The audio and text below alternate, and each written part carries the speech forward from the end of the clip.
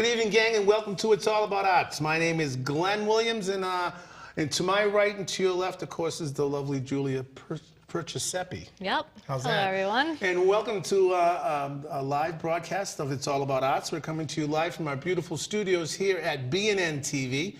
And you're more than welcome to join us if you'd like. We're at 617-708-3290.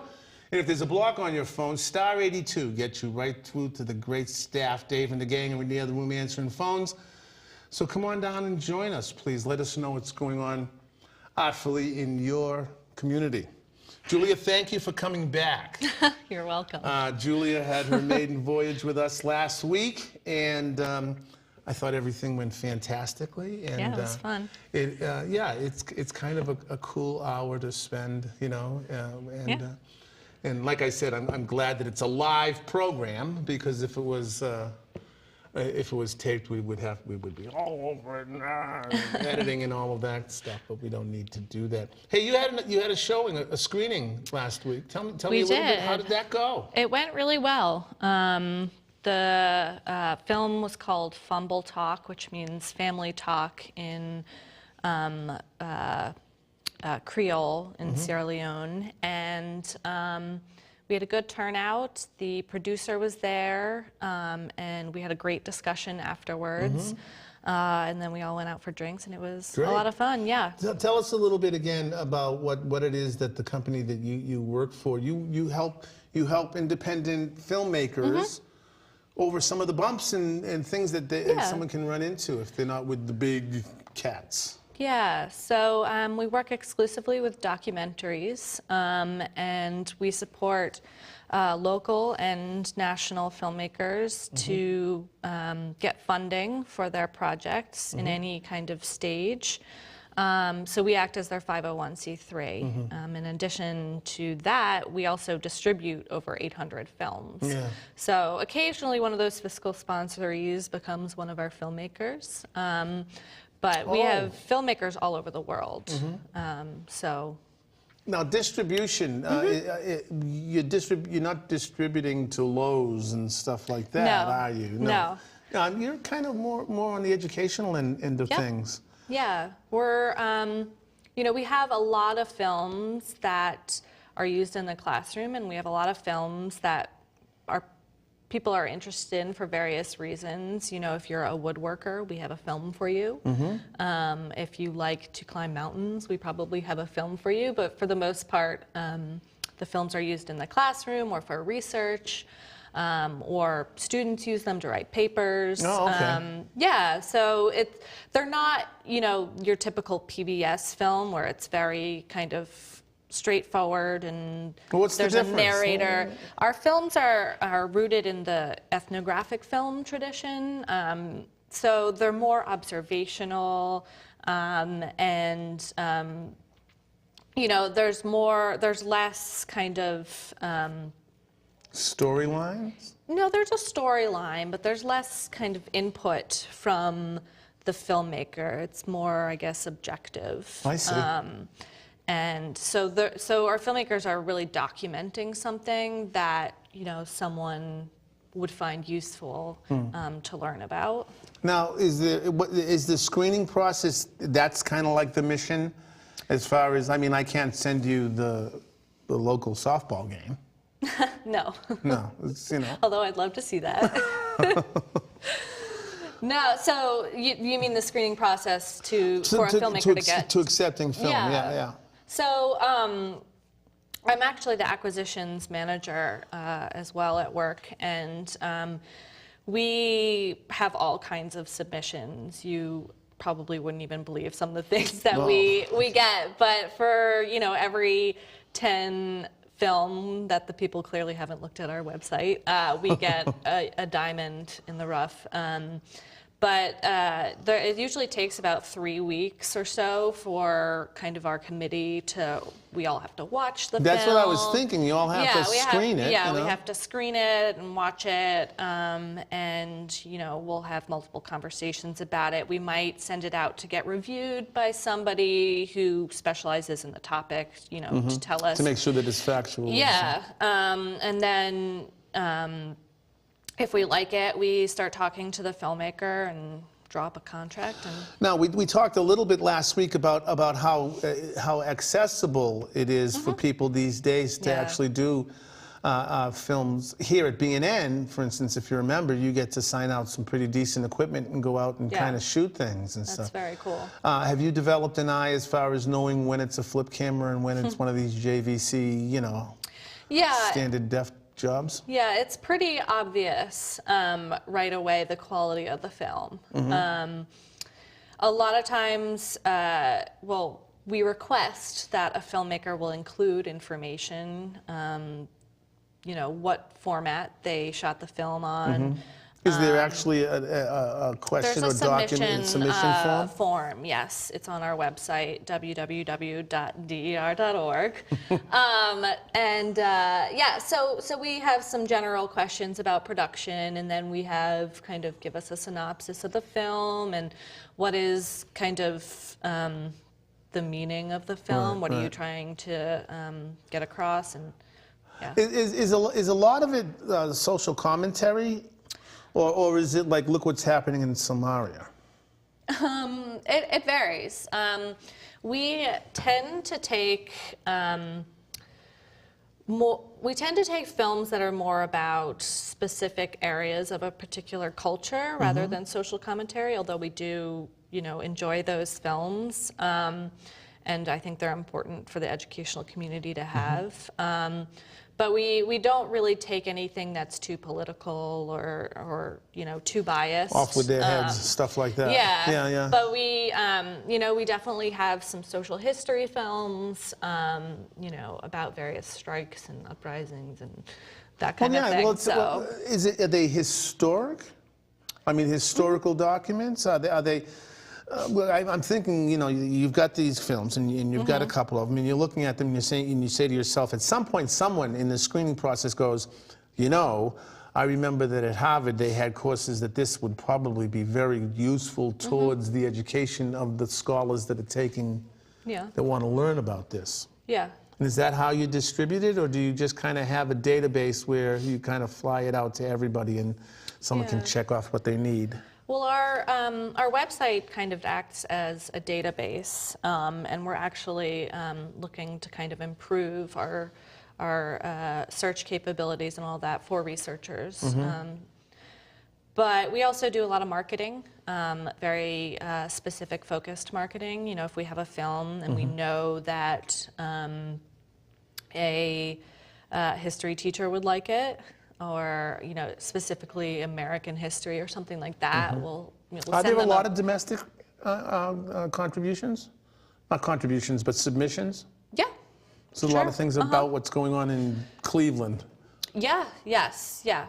Although we have films from all over the world and filmmakers from all over the world, we do have a lot of films about the United States, about Canada, about, you know, South America, all kinds of films. About how many films will you work with in a 6-month period? In a 6-month period, it varies, but I would say maybe 15. Oh, really? So Yeah. it's not like, well, those are the 15 that you've accepted. Right, our new releases, we generally focus on the 25 or so new releases that we take a year in terms of our active marketing. But, you know, because we have over 800 films, we're constantly thinking about the films in our collection, and, you know, we create smaller collections, subject-based collections. Right, you categorize things and stuff. Yeah. Does there ever come a time when maybe a piece is like, okay, we've had it for a while and nothing's happened here? Or is it an ever-growing database? It's an ever-growing database. That's great. Yeah, That's yeah. It's pretty incredible. The last time I told you about the filmmakers who founded our company, their collection is actually the founding collection of the Smithsonian's Human Film Archives. Oh. So we have some really historically important films. Yeah. That's fabulous. Yeah. Well, are they in a can or are they digitally on some kind of mega gig thing? Both. Okay. You actually have cans? Oh, that's yeah, good. we for a while, I think we still have it actually, had a whole storage unit full of, you know, those old film canisters, but. Because they're documentary and because they're probably a little more important than the Green River Gang, or whatever, more important than some of the films that we try to save. Do you ever have a process where you want to get them digitized so that they can be saved? Yeah, we actually sponsor a couple of filmmakers, or have in the past year, who have wanted to do that very exact thing. You know, they have an older film from the 60s or 70s, and they want it to be digitized. And so we work with projects like that. And we also have gotten, you know, grants to preserve our own films, and we do try and digitize everything, or we can. You know, it depends on the quality of the old film. Right. With the connection that the founders have with Smithsonian places like that, does ever anything come across your desk where you go, this needs special attention, and we've got to make sure that this is sent someplace where it's going to be not only viewed but admired and respected like we feel it should be? Yeah, definitely. Those things are generally not just submitted through the general application process. We usually, you know, get them because it's obvious that we're the home for it. We just released a collection of films by the filmmaker Jorge Preleran, which is a famous Argentinian, he was a famous Argentinian visual anthropologist, filmmaker, blurred lines there. So we just released 3 films of him, and we'll be releasing some more. And those are very important for our collection. That's fabulous. Yeah. It's very important work. Yeah. And you're a nonprofit, and are you supporting yourself through grants, government grants, and through membership and stuff like that? Yeah, so we do support ourselves through some DVD sales. You know, the schools do have to buy the films, and then grants, and through our fiscal sponsorship program and membership to that. That's fabulous. Yeah. Well, that's great, and I can't wait to get deeper into it and maybe get some people in here and do some. Now we changed to the segment of the show that's called "Get to Know Julia Better." Oh, no. Okay. As you know, the show tonight, we're fashion. We're talking fashion tonight, and lots of fashion. It's very, very exciting. As you can see, I am a fashioneer. Are you a fashion when it comes to Friday night or something? You and you're significant to decide you're going to go out on the town tonight? Do you? Are you one of those is he waiting for you, or does it take you no longer to get ready? I can get ready in 5 minutes. Oh, okay. Yeah, I'm super fast. You're killing the first guy. Jonathan's going, what? I know. You know, I used to be a lot more into fashion than I am now. I love, you know, to shop, and I love to read the magazines and stay up to date with what's going on. Like I said, this is that special segment we hold aside. I have my regular outfits that I wear to work. Good. Yeah.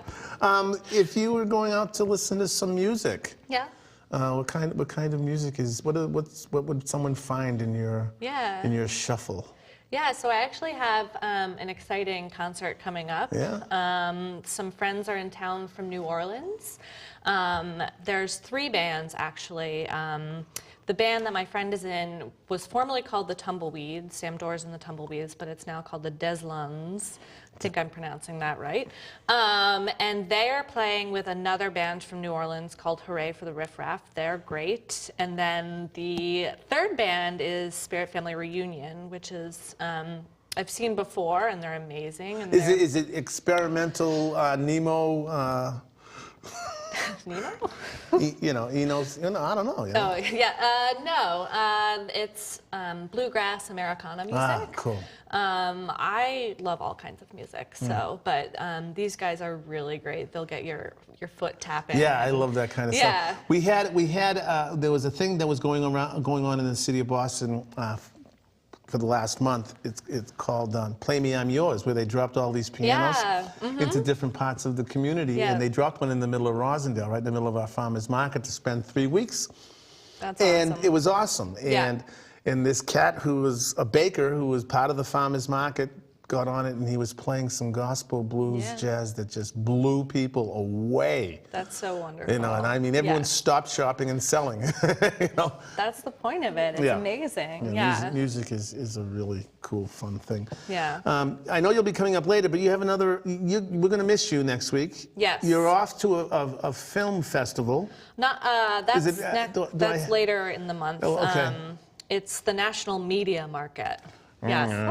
It's not so serious. It's not that serious. Signing in IDs and no, a bunch of us independent film distributors are meeting up in South Carolina, and we're all going to hang out. And is this like your opportunity to kind of exchange ideas? Yeah. Is it like a conference type of thing? Yeah, well, it's for us, and then it's also for media buyers. Oh, okay. So it's kind of the one time of the year where we all get to come together and talk to each other, and what's happening. Well, that's great. Yeah. Well, bring back some stories for us. That's great. I will, yeah. Look forward to that. That's great. Anything else going on we need to know about? We're having another screening, December 5th. Where do you do your screenings? We do them, we're partnering with Emerson. And so we do it at their amazing Paramount Theater downtown. I know exactly where it is. Right on the Common, isn't it? Yep. Yeah. Yep. And it's an amazing facility. Right. It's We're incredible. gonna have to come down there with the shoulder mounts and kind of do a red carpet or something. Okay. Get a mic in your hand. Yeah. How would that be? That'd be great. Hilarious. What are you wearing tonight? It'd be fun, no? I would love that. Yeah, that'd be really fun. How would your company feel about that? I don't know. We'll just spring it on them. Yeah. It'll be fun. Totally improvisational. Well, Julia, thanks for being. One thing we do have to do is thank this amazing organization called Main Streets. Yep. That keeps us on the air. We're very, very proud of our affiliation with the Boston Main Streets program. What they do is they help revitalize business districts around the city, and there are about 19 of them around here in Boston, but they're all over the country and all over the world. What it is back in 1983 when the now mayor of the city and then city councilor Tom Menino brought into a very small area in the city, Rosendale, this program called Main Streets. And what they do is they help work with the property owners with demographic information. They help the store owner, once they get the business in there, with what they look like and some of the permitting things they have to go through. And then they run events to bring people down there. So we've been affiliated with them for a while now, and we're really, really proud of our partnership with them because of some of the great things that they do. It's all volunteer driven, so if you see somebody, running a Main Street event, make sure you thank them because they're only doing it because they love where they live. It's not like they're out, they've got nothing to do. They're out doing it for you. And the other thing is this building that we're in. BNN-TV is an amazing place, and what it is it's your place. It's cable access, it's video access. It's a place where nonprofits like us can come and sit and talk about our mission statement, let you know what's going on with the nonprofits. And it's also a place where you can come and become a member and do your own independent film and get it over to Julia and, and things like that. So, if you go to www.bnntv.org, that's where you get your information. Click on Janice Williams' name. She's in charge of the membership here. She's got all the answers, and if you talk to her and find out that it's a great opportunity and it's here for the people of Boston to come and use, just to learn about Final Cut Pro, learn about lighting, learn about how audio is done, learn how to do shoots outside, learn how to use all of these amazing equipment that they surround us with here every Monday. Come in and edit your stuff on a great Timothy Smith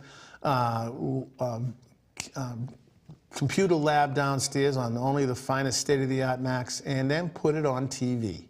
So this is the place to do that. It's called www.bnntv.org. And if you want to call somebody up in out or wherever, we're streaming live right now at that website, www.bnntv.org. And if you click on playing right now, Julia and I will pop up right in front of you. So make sure that you get that word out. And I continue to get emails, and I keep saying it every week. If you want to see any of our past shows, or if you want to see this show when you feel like seeing it, you go to YouTube, and the address at YouTube is It's All About Arts 1.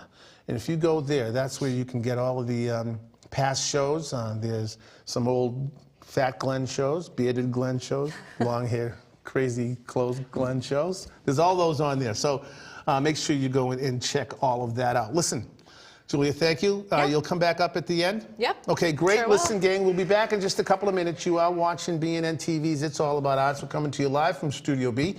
My name is Glenn, of course, and this is Julia. We'll be back in just a couple of minutes. Please do not go away. Fashion.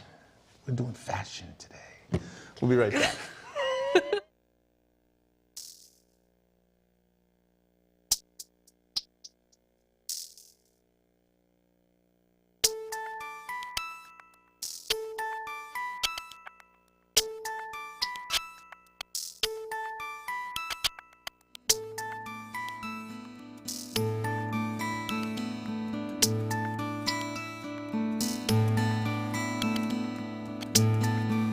I crash and burn.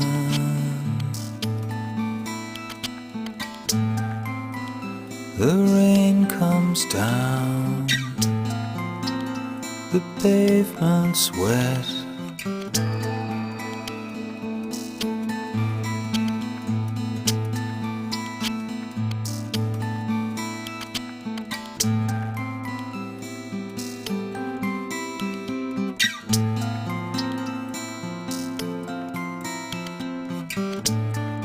I'm not alone.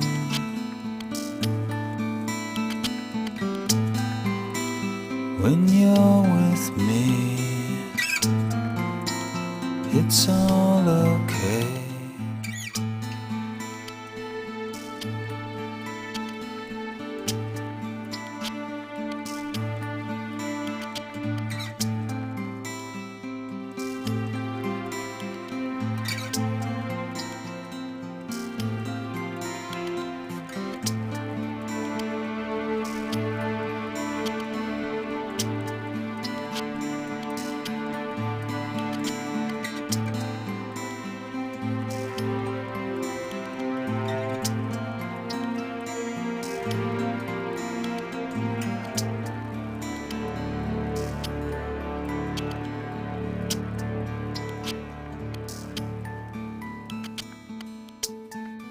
I crash and burn.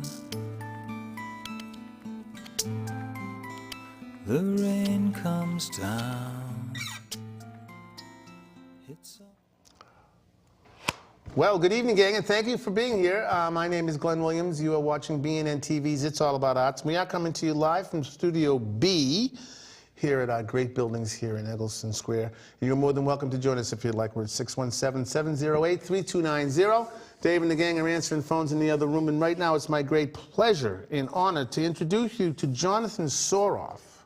Jonathan, how are you? I'm great, thanks. How are you? You've got a great book here, and I should have dressed differently, I think. I don't know. We'll find out in a minute, won't we? Crimes of Fashion. You're not only a journalist, but you've also written for Proper Bostonian, and I'm a columnist for the Improper for the past 20+ years. Yeah, well, so you know the city pretty well. I do. Thank you for being here. Thanks for having me. What are some of the crimes of? Oh, let's go. Why this book, John? So it is a parody of a sort of Danielle Steele, Jackie Collins type of novel about three women who start a fashion empire and then they all fight over it. Excellent. So it is a fictional, Yes. Yahoo whodunit type of thing? Exactly. Well, that's great. So is that the kind of writing, is this your first book? It is. It is. It is. How exciting. It is. Is it Now people are clamoring for the sequel. That's not a bad thing. No, it's a good thing. How long did this one take? It actually didn't take, people seem surprised when I say it only took me about 3 months to write it. Really? Yeah. Oh, that's great. I mean, it's not Tolstoy. No. Well, It's a perfect, vacation sort of, entertaining, breezy read. Mm-hmm. So. Is fashion part of the book, or is it the lives of these three women? It's these three women. So one of them is married. She's there's not a single redeeming quality to her. She's an awful person, married to one of the richest lawyers in New York. And she goes to the hair salon and meets this mysterious Italian countess who has this sort of shady past, but is part of the international, social scene. And as it happens, the really terrible woman has a Central American housekeeper who has an absolute terror of being deported and a genius for fashion design, which catches the Countess's eye, and from there they start a fashion empire, and then the claws come out. They end up hating each other. It sounds like a lot of fun. Is any of this from experience? It's very funny. It's so many people ask if the characters are based upon anybody that I know, Yeah. and I mean, I suppose some of them are composites of people that I've come across in the past. But you have changed the names to protect the innocent. Yes, all the names are jokes in the book. Oh, really? Yeah. Okay. Every single one of the names is a joke. Okay. There's a lawyer named Harris Badger. Oh, I see. So, all of the names. We're not going to give too much There's away. a fashion designer named Baba Ganoush. It's fairly ridiculous. But it was fun to write. That's why I did it. I mean, I just entertained myself by sitting down and writing it. We have a lot of students around the city that watch. We get a lot of coverage from a lot of the colleges, and there are people that are sitting in their dorm room right now going, 2 months? What are you kidding No, 3 me? months. About 3 months. They're saying, 3 months? What are you kidding me? Do you write in a traditional sense that I'm sure it's not going click, click, click, click like before, but do you sit at the typewriter, or do you talk into Siri? No, I sit on my laptop and write. And or at my desk on the desktop. Do you find it easy to say, I have this afternoon free, I'm going to finish those 3 columns, or do you? Yeah, one of the great luxuries of my job with the Improper Bostonian is that I do have the time to do some other things. So. I think what I'm reaching out for here is that creative part of the brain. Is it easy to turn it on and off for you? Sometimes yes, sometimes no. It all depends. Yeah. Can you write anywhere? Yeah. So you can be at Starbucks, or you could be at the Boston Commons, Yeah. and someone will walk by and say, I've got to put that person in there someplace, and you find a way to do it. Yeah. That's You great. kind of go into a zone when you're writing. That's great. When you're writing for Improper Bostonian, what is your field of? So I do a celebrity interview in every issue of the magazine. Okay. I think the issue this week, it's another writer who is in the issue that's out now. I'm actually not entirely sure. How tough it is might that be Tom to- Perrotta, but in any case, the last interview that I actually conducted was Betsy Brandt from Breaking Bad. Okay. So I do an interview in every issue, and then I do the social column, which is called Last Scene Here. It's on the last page of the magazine, and that's, the social scene in the city. Right. Now that you're promoting something that's a little more than picked up at the local newsstand, you're being interviewed. Yeah. How's that feel? It's funny I don't to be know on how I it's would funny, feel someone interviewing me. I don't know. It's funny to be on the other end of the Yeah, dais. yeah. How is that going for you? Is it? It's been terrific. it I is? mean, yeah, and the local media has been really great. Like, Good. I mean, you guys have been. This is great. Well, no, thank you. No, it's an honor to have you here. Our mission here is to get people to meet you. It's and I think that this is going to be. You're right. Someone's already asking you, well, what happens next? Do you leave them hanging? There's definitely a resolution at the end of the story, but it's not impossible to pry that can back open.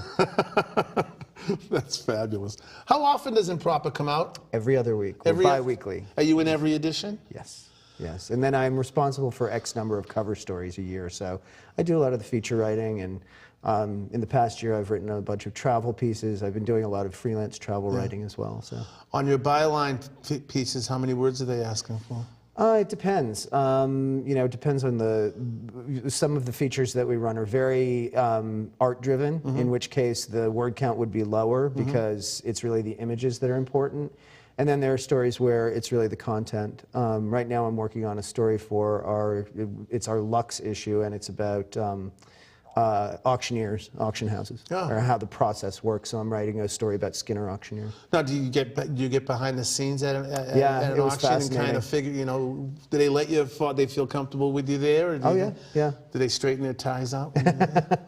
It's and I don't mean just their ties. It's a fascinating world, that whole, it's interesting how tastes change and how some things sell and some things people pass on. And, it's just very, very interesting. Well, that's fabulous. You said you've been with the Bostonian for 20, how long? I've been with the Improper for over 20 years. Over 20 years. Yeah. Has it always been writing for you? Yeah. Yeah, my first job out of college was at the Boston Herald. And I was an editorial assistant. The small version? Yes. I was when Rupert Murdoch owned Not it. the Record American. No. Okay, no, I wouldn't do still that. Is the Herald. I'm not that old. I might look it. The hair is going, but no. I started as an editorial assistant, and my job was primarily to write the obituaries. Nice. You got to come in somewhere. And then somehow from that they segged me into nightlife. Does it happen as crazy as, oh no, we need something right away? Jonathan, what are you doing? Absolutely. Yeah. In the newspaper business, there is no question. And somebody actually just criticized the New York Times for making a typo in an obituary of Lou Reed, and I said, okay, I get it, that you hold the Times to a really high standard, but one thing most people don't seem to understand is that newspapers are something that are thrown together in 24 hours. Right. It's today's news. Yeah. If they're, and I don't care if you're the New York Times, the Wall Street Journal. Inevitably, there's going to be some kind of mistake made. But the New York Times isn't putting those little block letters up there anymore, right? No. I hope. I just find it fascinating that every week there's an assignment, and do you have 2 months from now, do you know what you're writing? For the interviews, they tend to be lined up fairly far in advance because you're looking at people who are, actors, writers, fashion designers, people who have really, really, really hectic schedules. So those, I generally have a feeling for what I'll be doing down the road. Right. With respect to the social column, I try to change it up as much as possible. Although, Boston is a small city and you do see the same people at a lot of events. Right. But, if it's a choice between, for instance, last week there was an event for the Women's Lunch Place, and there was an event the same night for Brigham and Women's.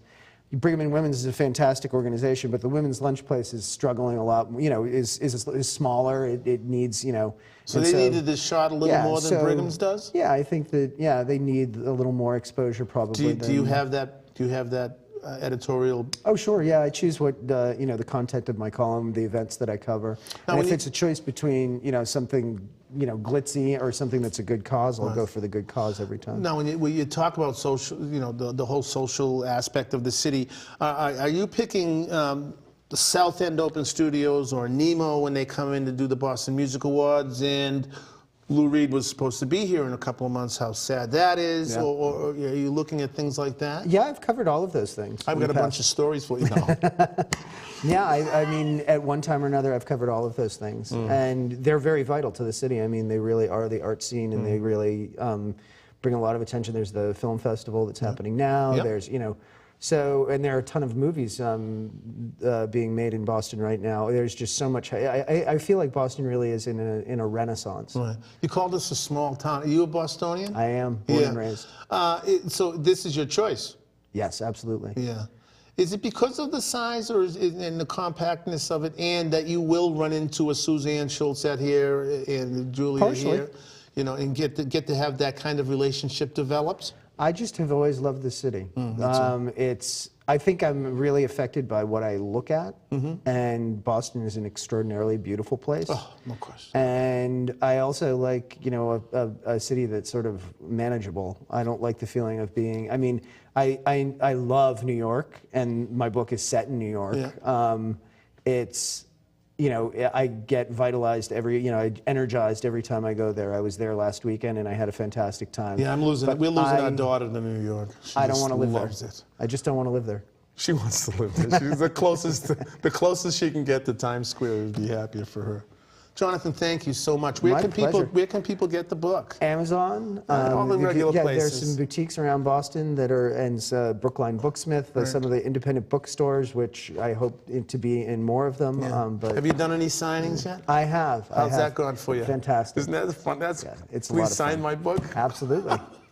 A pleasure. Jonathan, thank you so Thank much you. for being here. It's Thanks. a pleasure to see you. Please let us know what's going on. Keep us on the straight. I've got to go home and write the sequel. I mean, well, you've got till Christmas. Yeah. Listen, gang, hang in there. Listen, we've only just begun. Hang in there, gang. You're watching BNN-TV's It's All About Arts. Times of Fashion. Check it out. Look it up. Sounds like a lot of fun. We'll be back in just a couple of minutes. Please do not go away. Thank you.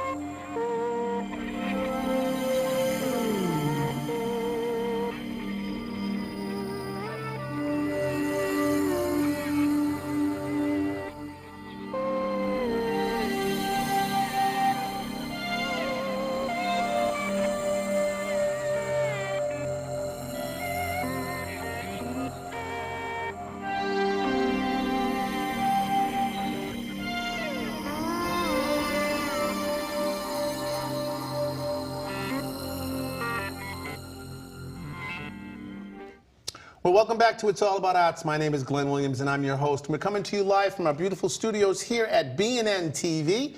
You're more than welcome to join us. We're at 617-708-3290. I also want to remind everybody that if you want to see any of our past shows, the place to go to is on YouTube. It's All About Arts, the #1. We'll get you to all of the really cool shows that we've been doing for the past 15 plus years here at BNN.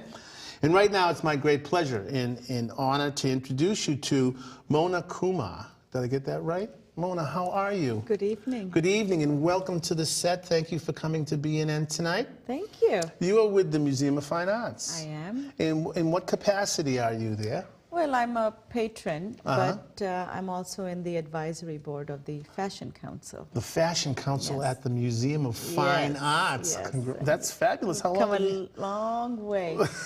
Oh, probably when it first started, after a year or two. And they kept The me there. fashion part, The not fashion the part. museum. No, the museum, I've been a patron for many years. However, our chief curator of the textile department, Pam Parmel, she decided, to come up with the Fashion Council, and primarily to explore the field of fashion in terms of textile, modern fashion, and the designers, all the way when Balenciaga, Christian Dior, how they started and where they are today. Is it more contemporary, or No, or are you also involved in ancient Inca stuff? We do everything. Everything. Everything. It's fun, but it's also informative. And we have over the past at least 5 to 6 years, we have evolved so much. And of course, we have expanded our staff. We also have an additional curator. She's Michelle Finnemore. She's the curator of fashion arts. Oh, beautiful. And she's a lovely, lovely addition. I love them all. That's great. I do. I love them all. When you get to work in the morning and it's time to start looking at what kinds of things you've got laid out for yourselves, are you looking not only for fashion that has a statement that says something, but also something that might have a historic relevance to our society today? I mean, if I go to the MFA, am I likely to see something that was worn when? Personally, I dress for the occasion. Because Okay. Boston has a certain image. And for example, the image is a very preppy image. It's just the basic and schools. It is. But Bostonians, they are, at least to me, they have been so warm and welcoming. And I've lived in Boston for many years. And I have never, ever followed the norm of the Bostonian. In terms of fashion, I dressed the way I wanted to. Oh yeah, to no. dress. Yeah. And they've accepted me. I can't see any reason why not. And that's a very, very big plus. I can understand that. I'm more talking about the fashion that's going to be displayed, or the fashion that's going to be available for some of our younger citizens to come in. I'm assuming that, I'm sure that there's a fashion department where I can go and I'll, in the museum to...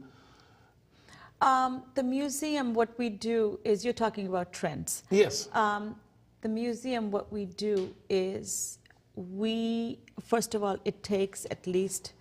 planning takes at least 1 to 2 years for any exhibits. Really? Yes. We don't just come up with, guess what?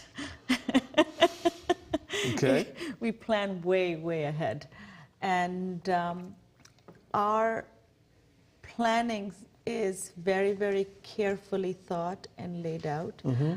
At the moment, we are, it's on exhibit, hippie chic.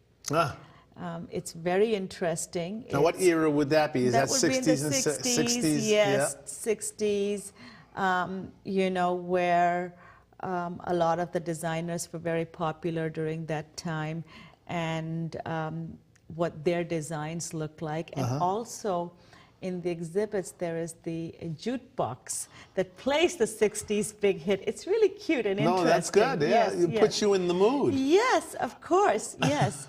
And then, of course, in early October, when we did a tribute, a side tribute to Think Pink for the For breast cancer. Yeah, breast cancer, of course. And that was a nice little show also.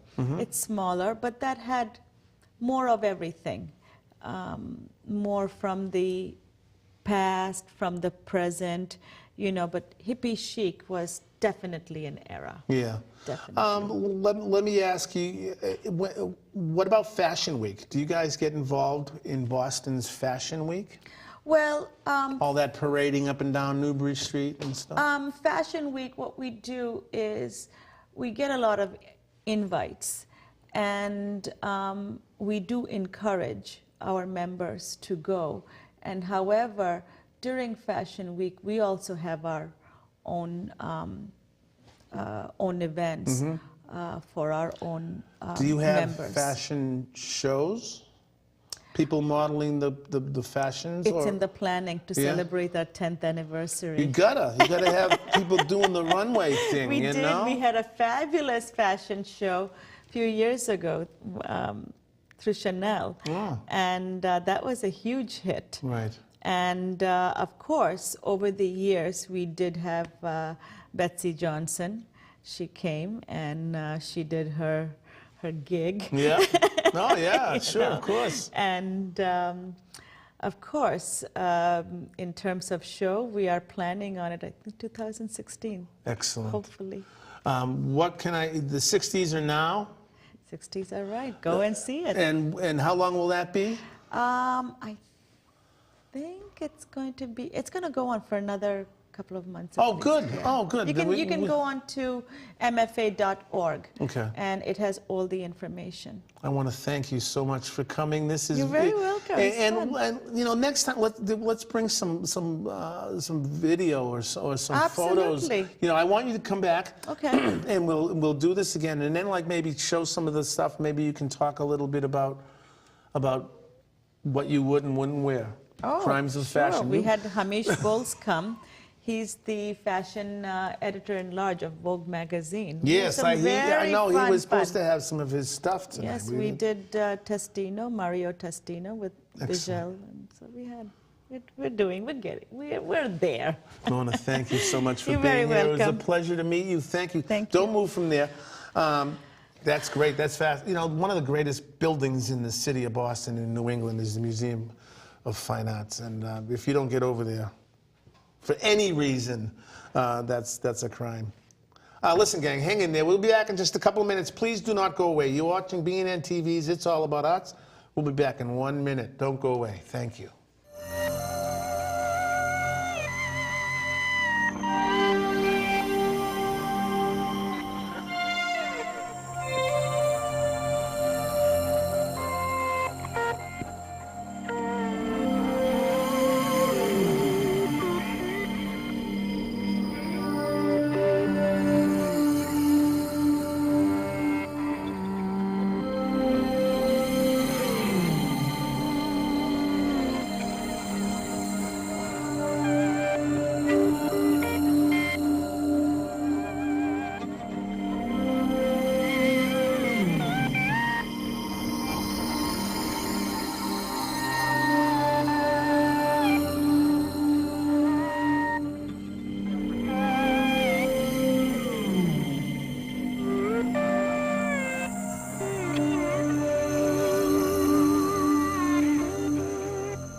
Wisdom is not a product of schooling, but of the lifelong attempt to acquire it.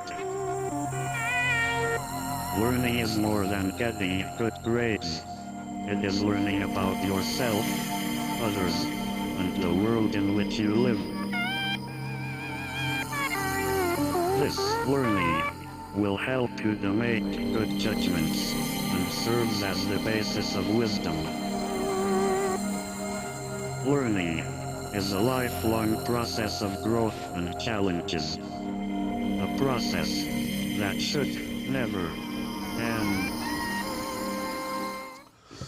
Well, welcome back, gang. Thanks an awful lot. Julia's back up here, and it's that was interesting. That was really interesting. Yeah, I mean, this is going to be. I have to confess, I'm not a huge reader, but I think just by hearing a little bit about what was going on there, I'm going to check it out. You know.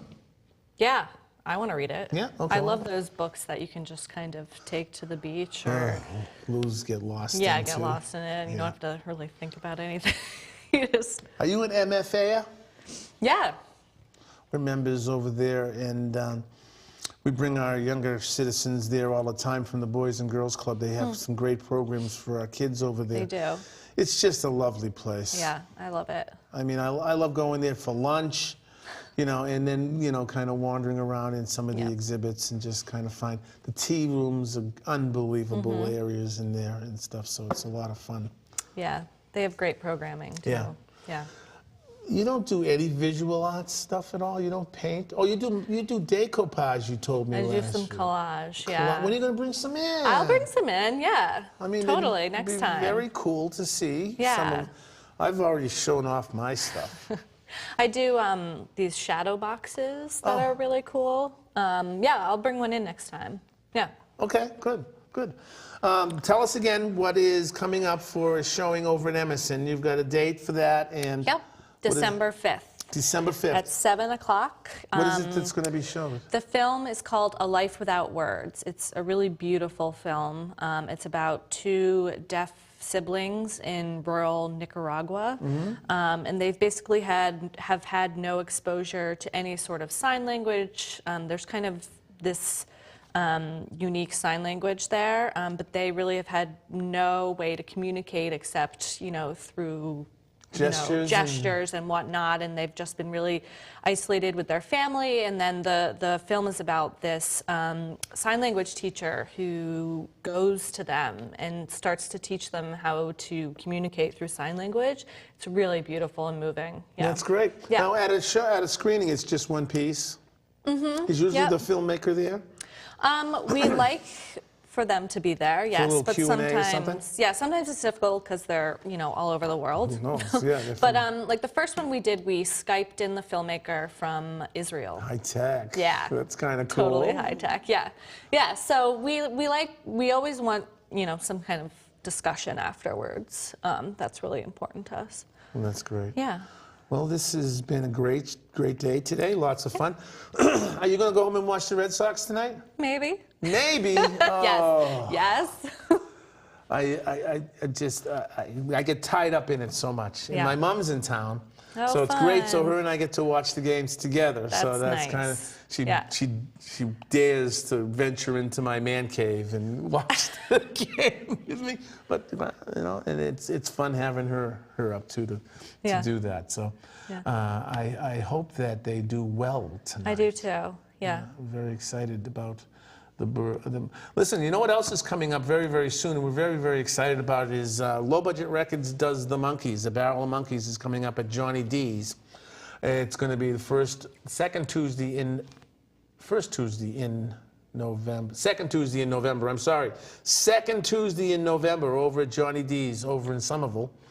About eight or 9 or 10 bands are going to be playing that night doing songs by the Monkeys. Cool. We're very, very excited. I'm playing the ukulele. What? I'm playing the uke That's and singing a awesome. couple of monkey tunes, and I'm playing the bass with some other good friends of mine. So Nice. it's kind of like going to be a lot of fun. Yeah. Julia, thank you very much. Thank you. And listen, gang, thanks for being here with us. Julia and I will be back again. Julia, she Yeah. won't be here next week. She's Nope. over here. She won't be here next week, but she'll be back. Yep. It's the red light on the top. I know. In case I never told you. Oh, yeah. I figured Like it I out. know, like I I know. figured it out. Sure you did. Listen, gang, thanks an awful lot for being here with us. It's been a lot of fun. Listen, we like to say, please keep it. Get out and do something artful for yourself this week. This weekend, coming up this weekend in Rosendale, the first weekend in November, Rosendale Open Studios. Over 100 artists are going to be exhibiting their work on the 2nd and 3rd of November. One of those places is at my house. The super producer Janice Williams and I will be opening up our gallery to invite people into our home to check out what we've been up to for the last year. That's at 99 Belgrade. Come on by, Studio 99. Pick up your brochure anywhere in Rosendale Square. Get out there and do something artful. That's one thing you can do. Yeah. It'll be a lot of fun to do. Listen, like we like to say every week, please keep in the forefront of your minds our mothers, fathers, sons and daughters, aunts and uncles, nieces and nephews in foreign soil. Please keep them in your minds and in your thoughts. And they'll all be home really soon, I hope. Listen, gang, this is Glenn, this is Julia. We'll see you next time. Thanks an awful lot for being here. Bye-bye. Bye.